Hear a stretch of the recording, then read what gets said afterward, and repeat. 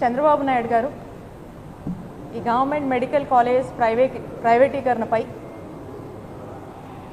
ఏదైతే ఒక నిర్ణయం చేశారో దాన్ని వ్యతిరేకిస్తూ వైఎస్ఆర్ కాంగ్రెస్ పార్టీ పెద్ద ఎత్తున కూడా ప్రజా ఉద్యమం చేపట్టింది.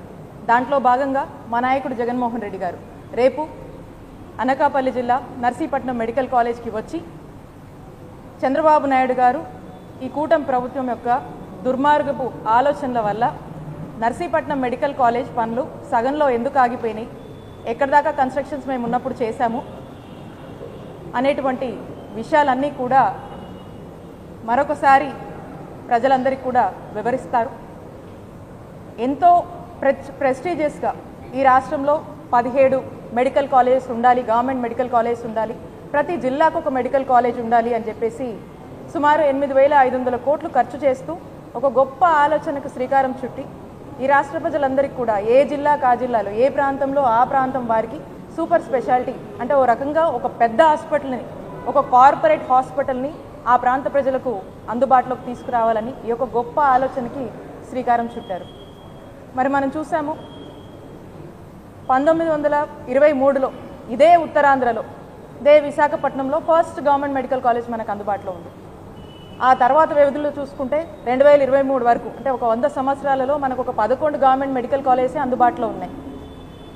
అలాంటి చరిత్రని తిరగరాస్తూ ఈ రాష్ట్రంలో 17 గవర్నమెంట్ మెడికల్ కాలేజ్ తీసుకురావాలని చెప్పి 3 ఫేజ్ల కింద ప్లాన్ చేసి ఒక ఫేజ్లో 5, ఇంకో ఫేజ్లో 5, థర్డ్ ఫేజ్లో 7 అని చెప్పేసి ప్లాన్ చేసుకొని ప్రతి గవర్నమెంట్ మెడికల్ కాలేజ్ ఎస్టాబ్లిష్మెంట్ కూడా సుమారు 50 ఎకరాల వరకు కూడా ఒక ప్రైమ్ ల్యాండ్ ప్రజల ఆస్తిగా ఉండేటువంటి ఆ ల్యాండ్ 500 కోట్లు ఖర్చు చేస్తూ మరి ఒక ఆలోచనకు శ్రీకారం చుట్టి దీంట్లో భాగంగా ఒక 5 ఆల్రెడీ ప్రారంభించి ఇంకొక 2కి సంబంధించి పాడేరుకు ఒక 50 సీట్లు పర్మిషన్ వచ్చి ఇంకో 50 సీట్లకు పులివెందులకు వస్తే వద్దని చెప్పి కక్షతో మళ్ళా ఎన్ఎంసీకి వద్దని లెటర్ రాసినటువంటి వైనం మనం చూసాము. అలాగే ఇనాగరేషన్ దాకా కూడా అంటే సెకండ్ ఫేజ్లో ఉన్నటువంటి కాలేజెస్ మేజర్ వర్క్స్ కంప్లీట్ చేసుకొని more than half of the recruitments complete చేసుకొని రెడీగా ఉన్నటువంటి ఈ కాలేజ్ని కొంత కూడా ఎఫర్ట్స్ పెట్టకుండా ఈ కూటమి ప్రభుత్వం చంద్రబాబు నాయుడు గారు ఏమాత్రం కూడా ప్రజల హెల్త్ పట్ల ప్రజలకు నాణ్యమైన వైద్యం అందిద్దామని చిత్తశుద్ధి లేక మరి వదిలేసినటువంటి పరిస్థితులు చూసాము. ఆ తర్వాత ఉన్నట్టు 7 కాలేజెస్ థర్డ్ ఫేజ్వి మరి మనం చూస్తూ ఉన్నాము. ఇదే అనకాపల్లి జిల్లాలో ఇక్కడ ఉన్నటువంటి రాజకీయ నాయకులు ఎలాంటి మాటలు మాట్లాడుతున్నారు.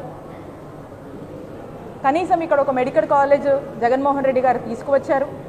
ఈ కాలేజ్ని నిజంగా కంప్లీట్ చేస్తే మా ప్రాంత ప్రజలకే కదా ఉపయోగపడుతుందని కనీస ఆలోచన కూడా చేయకుండా ఆ మినిమం బేస్ని కూడా మిస్ అయ్యి ఈరోజు ఏది పడితే అది మాట్లాడుతూ ఉన్నారు.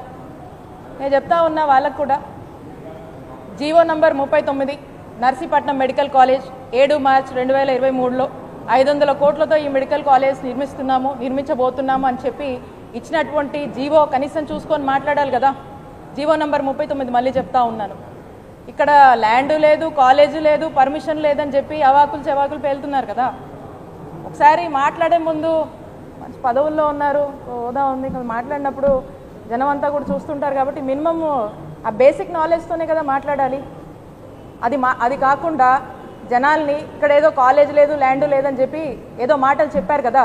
ఇక్కడ కాలేజ్ ఉంది, ఆ ల్యాండ్కి పర్మిషన్ ఉంది, గవర్నమెంట్ జీవో నంబర్ 39 ఇచ్చిందని చెప్పి రేపు మా నాయకుడు జగన్మోహన్ రెడ్డి గారు వచ్చి అవన్నీ విషయాలు కూడా ప్రజలకు వివరించబోతా ఉన్నారు. ఒకవేళ వీళ్ళు కూడా వస్తానంటే వాళ్ళని కూడా ఆహ్వానిస్తూ ఉన్నాం. అందరినీ ఈ జిల్లాలో మాట్లాడుతున్నటువంటి అందరినీ రండి, మీరు కూడా రండి. రేపు జగన్మోహన్ రెడ్డి గారు కూడా వస్తున్నారు. మీకు కూడా ఆహ్వానం, మీ దగ్గరుండి మీ అందరినీ కూడా ఆహ్వానించి మీకు కూడా ఆ కాలేజు కన్స్ట్రక్షన్ ఎక్కడి దాకా వచ్చిందో కూడా చూపిస్తాము. అలాగే ఈ 17 ఈ కాలేజెస్ని నిర్మించాలనేటువంటిది ఒక గొప్ప ఆలోచన. ఆ ఆలోచన ద్వారా వచ్చేటువంటి కార్పొరేట్ హాస్పిటల్ ద్వారా ప్రజలకు మంచి నాణ్యమైన వైద్యము ఉచితంగా అదే ప్రాంతంలో అందుతుంది. అలాగే వైద్య విద్య ఆ ప్రాంత ప్రజలు కావచ్చు, ఈ రాష్ట్ర ప్రజలు కావచ్చు అభ్యసించాలనుకునే వాళ్ళకు ఒక గొప్ప అవకాశము. అక్కడే చదువులు చదివి అదే హాస్పిటల్లో వాళ్ళు సేవలు అందించవచ్చు. లేదంటే ఇంకా ప్రపంచం మొత్తంలో కూడా వాళ్ళకి ఏదైనా బెటర్ ఆపర్చునిటీస్ వస్తే అక్కడ కూడా ఆ డాక్టర్స్ అందరూ కూడా సర్వ్ చేయొచ్చు.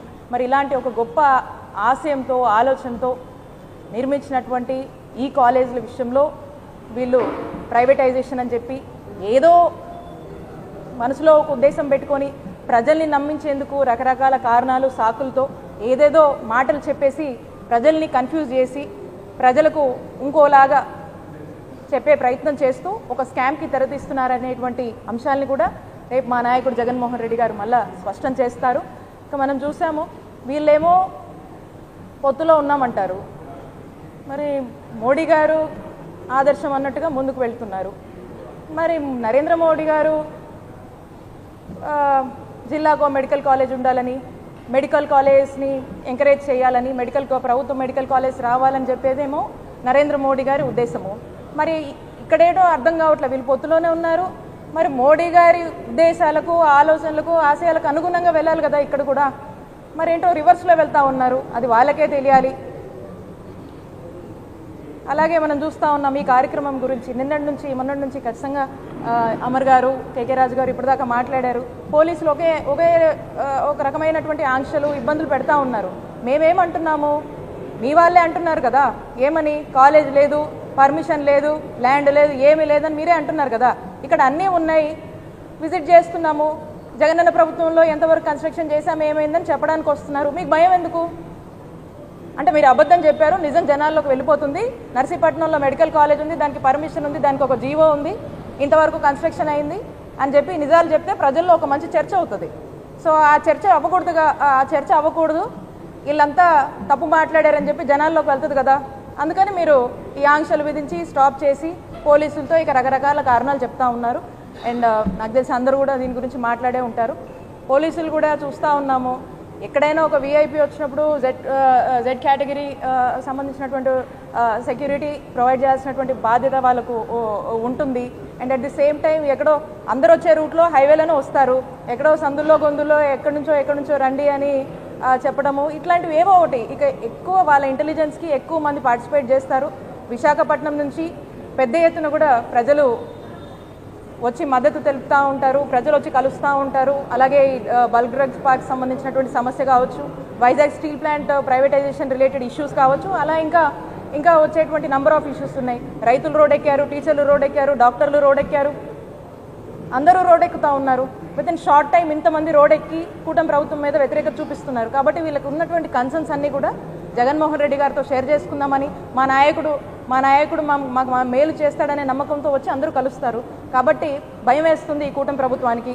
ఆ భయం పట్టుకొని ఇంటెలిజెన్స్కు వాళ్ళకు వచ్చినటువంటి సమాచారం మేరకు ఇవన్నీ కూడా ఆంక్షలు విధిస్తూ ఉన్నారు. బట్ ఏ ఆంక్షలు ఎలా విధించినా ఏదేమైనా జగన్మోహన్ రెడ్డి గారి రాక ఖాయం. రేపు నర్సీపట్నం కాలేజ్ విజిట్ చేస్తారు, వాస్తవాలు ప్రజలకు తెలియజేసుకుంటారు. ఈ ప్రైవేటైజేషన్, ఈ కూటమి ప్రభుత్వం గవర్నమెంట్ మెడికల్ కాలేజ్ ప్రైవేటైజేషన్ ఏదైతే నిర్ణయం తీసుకున్నారో దాన్ని వాళ్ళు విత్డ్రా అయ్యే వరకు కూడా వైఎస్ఆర్ కాంగ్రెస్ పార్టీ పెద్ద ఎత్తున కూడా ప్రజా పోరాటం, న్యాయ పోరాటాలు చేస్తూనే ఉంటుంది. ఇంకా ఏ ఉద్యమాలైనా కూడా చేస్తూనే ఉంటుంది. అలా చేస్తూ ముందుకు వెళ్తామని మరొకసారి తెలియజేసుకుంటాం.